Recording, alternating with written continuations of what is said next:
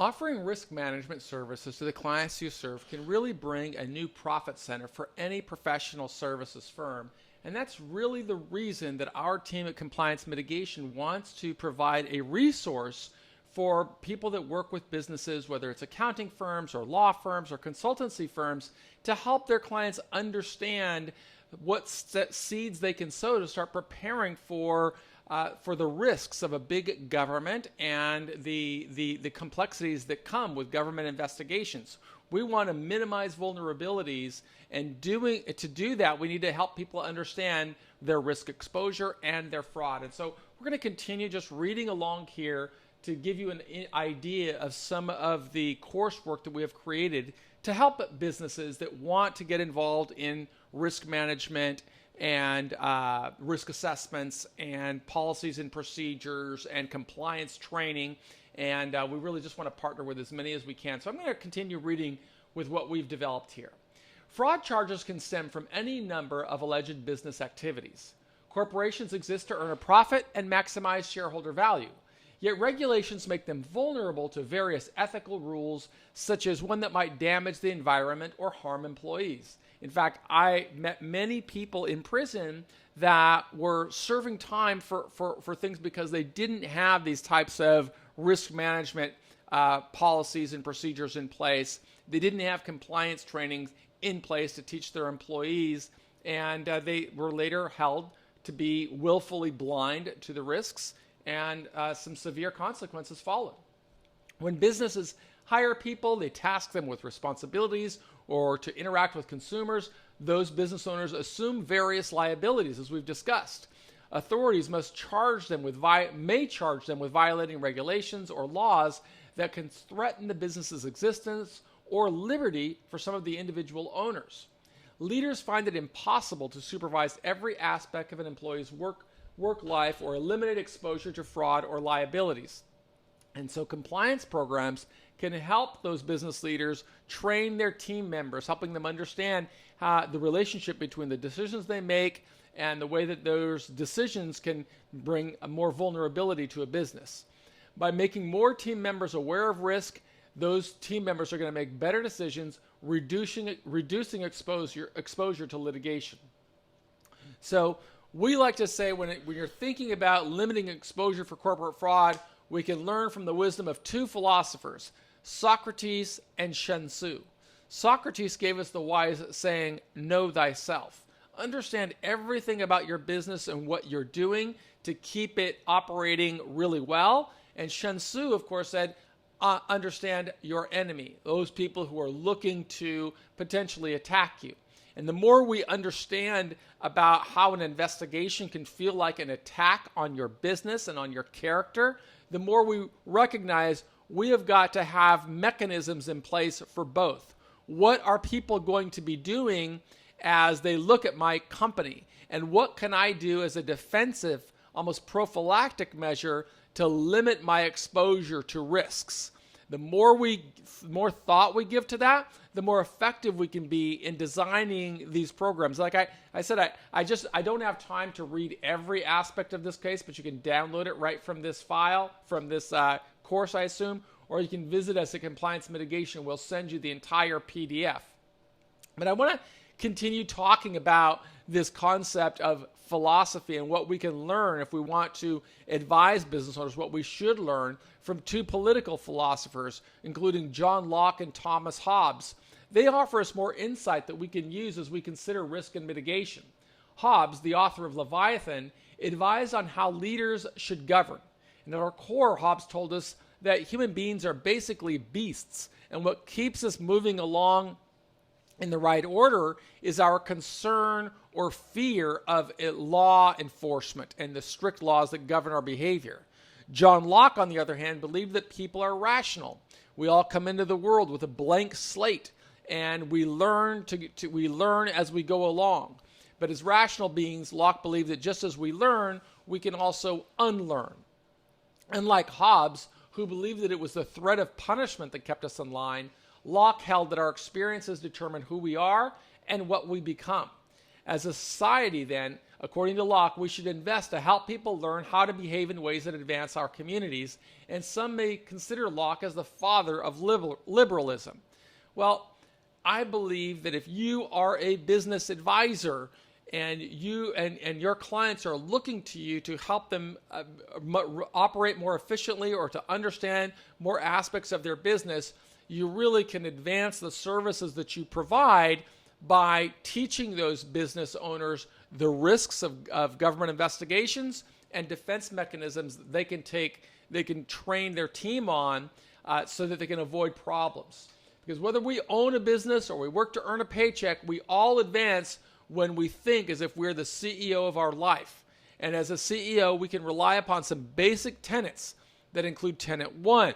We have got to start by defining success. What are we trying to achieve? Tenet 2, we have got to document the strategy that will take us from where we are to where we want to go.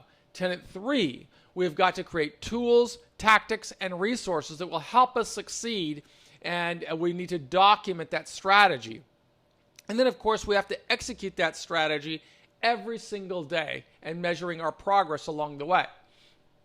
So to use lessons from Sun Tzu, we advance prospects for success when we minimize risk or exposure to, or Sun Tzu calls it the enemy, but we might just say the investigators that have an interest in bringing our business down a lot of times. To use lessons from Socrates, we always as business owners need to be introspecting consistently and assessing, are we doing things correctly?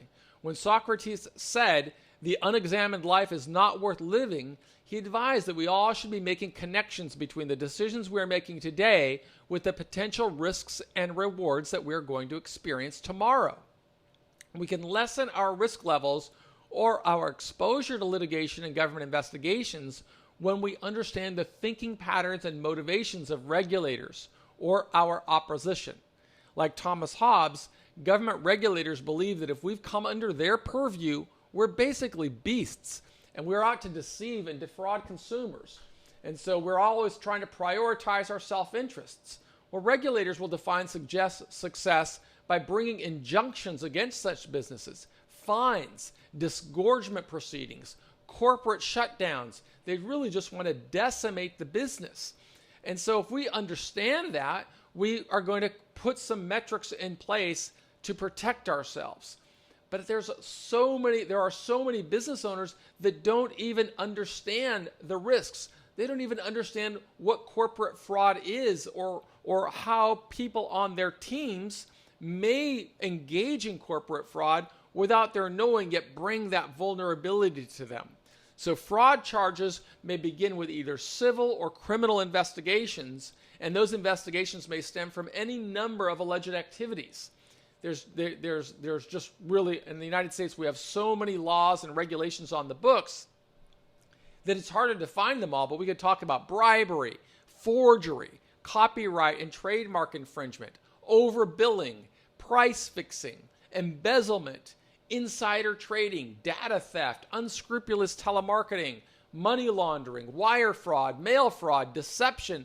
There's just so many ways that the government can come after us with more than 4,000 criminal statutes and then millions of pages of government regulations. Investigators have many more charges at their disposal than we can even contemplate. And any of those laws or regulations can prompt a government investigations. So for such reasons, business owners really do well when they invest the time and the energy to learn about what happens when investigators bring allegations of fraud. Since the acts of employees can launch an investigation, it makes a lot of sense to include such training for all new hires. And that is a service that any accounting firm could partner with a group like ours, Compliance Mitigation, and offer this as a new product, a new service that your consumers may take advantage of. We just have to help those businesses understand how every decision made during the course of business has the potential to undermine the entire enterprise. And when business leaders help all members of the company's team understand these concepts, they're better situated to avoid problems that can lead to both investigations and potentially prosecutions. Authorities can charge executives for decisions they made while on the job, and they can also bring charges if people under their control engage in any type of act that the investigators deem nefarious. Those charges can destroy careers, decimate shareholder value, lead to the loss of liberty, and just bring a plethora of problems that we really can't even contemplate at one sitting. There's just so many things that happen. Even if an individual did not carry out the act, authorities could bring conspiracy charges.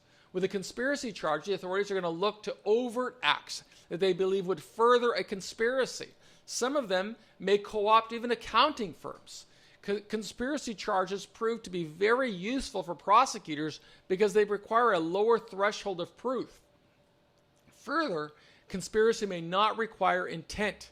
They could bring penalties that are identical to those that would exist if the fraud had been consummated directly. And in some cases, those penalties can include years in prison. One of the numerous cases brought during this past decade against healthcare providers may be instructive. See, there was a director of physical therapy who regularly performed services for patients and supervised the services of other therapists who signed approvals for the work of others. Separately, to further the enterprise, a marketing company retained by the owners of the healthcare provider and not by the director of physical therapy orchestrated media campaigns to spread awareness of the business's services. Rather than charging a set fee for its services, the healthcare provider paid the marketing company on a per-patient basis. If the marketing company's efforts resulted in a new patient, the healthcare provider would compensate the marketer. Well, it sounds like a good process in theory. I mean, if a marketing company comes to me, I'm a healthcare provider, and says, hey, don't have to take any risk, you don't pay me unless I bring you patients, that from the marketer's perspective may seem like a good value proposition. Sadly, it's a crime. And here in this case, we can see how the government launched an investigation for patient brokering. Although the marketing company thought its billing approach would reward it for success, legislators deemed the practice illegal. Patient brokering represents a hot-button topic for regulators right now. Prosecutors brought charges against many people within the organization. And according to the prosecutors, the CEO should have been better supervising the marketing department. The director of physical therapy should have known that the company engaged in patient brokering and that patient brokering was against the law. The marketing company should not have participated. Each person in the conspiracy bore liability. The director of physical therapy chose to fight the charges at trial. After a jury returned a guilty verdict, the judge sentenced him to 12 years in prison. So these are the reasons that stakeholders, the clients that you as a professional services organization may serve, those people should understand the nature of corporate fraud and the allegations that may follow from a government investigation. By learning how regulators each attach risk and learning more about the risk exposure to corporate fraud, a compliance company like ours can help people make better decisions. Knowledge can prove an effective first line of defense against any potential exposure. Some of the common types of corporate fraud may help an organization really understand a little bit more about what they can do to protect themselves. For example, a chain of pharmacies may not have the same level of exposure to Foreign Corrupt Practices Act as a steel manufacturer that sells its product around the world. So you've got to be industry specific. But in our era of big government, professionals that value their liberty should take the time to learn about the various types of fraud and the risk exposure that accompanies allegations of wrongdoing. Such knowledge theoretically is going to really help people make better decisions. So we would encourage you to look through our entire PDF lesson plan. I want to just kind of zip through it right here so that you can see what we include of these examples of people that have went into government investigations and went to prison for crimes like overbilling, how they manage their vendors, bribery, payroll offenses can lead to investigations, sales processes when sales professionals either misrepresent or give kickbacks, or the way that they store documents, the way some people may evade supervision, concerns. All of these are concerns for senior management, because senior management can be brought into a conspiracy and even aiding and abetting or covering something up after the fact. In fact, obstruction of justice is one of the most common and popular white-collar crimes. When investigators or prosecutors believe that a witness has willfully tried to block an investigation, they may bring criminal charges for obstruction of justice. For example, providing false statements or tampering with or destroying evidence even before an investigation begins can lead to criminal charges. There's a lot of this going on all across America every single day. I would just caution people to remember, many times people go to prison not for the act itself, but because of the way that they responded during a government investigation. They may have destroyed emails that could have been incriminating. They may have misled or told a lie to a government investigator, and they later faced criminal charges for such crimes as making a false statement under Title 18, Section 1001. In fact, Martha Stewart went to prison not for insider trading, but because of the way that she responded to government investigators when they began asking questions. So I just wanted you to be thinking about these different concepts. Our team, you can reach our team, as you see right there, compliance@mitigation.com is our website. You send us an email, team@compliancemitigation.com, or give us a call. We are here to help as many businesses as we possibly can, but also to develop liaisons or relationships, or even a broader awareness for other professional services firms who may want to understand, how can I really enhance my revenues or take advantage of the client base that I have to expand my revenue base. And we have all types of white labeling agreements, affiliate agreements, and we'd just love to talk with you to talk about how you can build more revenues for your professional services firm by offering risk management services and compliance training. All right, so it's come to that time again where I think you should be taking a little break. Either go have some coffee, some water, respond to your emails and text messages, do what you got to do, and when you're ready, just come on back for the next phase of the video, where we're going to talk a little bit about government investigations and what you need to know about them. Thanks.